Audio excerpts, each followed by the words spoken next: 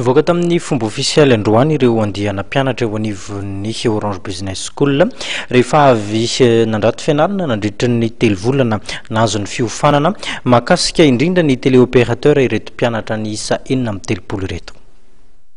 Mpianatra miisa 4 izay nahitana andiany miisa 5 no nivoaka tamin'ny fomba ofisialy androany. Naharitra 3 volana ny fampiofanana izay nataon'ireo mpianatra ary miompana indrindra amin'ny resaka call center na ihany koa ny teknika famarotana sy ny télé opérateur no niofanan'ireo mpianatra. Ankoatra ny fianarana andatabatra moa dia nisy ihany koa ny stage eny anivon'ny orinasa ka misy amin'ireo mpianatra no avy hatrany dia raisin'ireo orinasa. Mari-pahaizana bac+2 moa dia afaka miditra amin'ny fampiofanana. Ny antony voalohany moa zany ny antony nanaovana le school dia satria misy demande maro amin'ny resaka call center io na télé opérateur tsotra io na vendeur na international dia lehibe ny fitadiavana eny amin'ny orinasa. Zay ny tena antony voalohany nanaovana ny izy ity.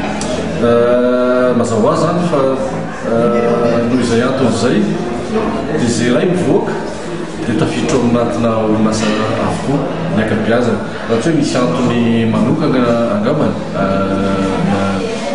akaikin'izay fa amin'ny ankapobeny tonga dia tafiditra daholo ao anatin'le orinasa mandray moa zany Orange Madagasikara. Nandritra izay taona nisy ny fampiofanana Orange Business School izay moa dia mpianatra miisa 510 no efa nahazo ny mari-pahaizana momba ny module télé opérateur.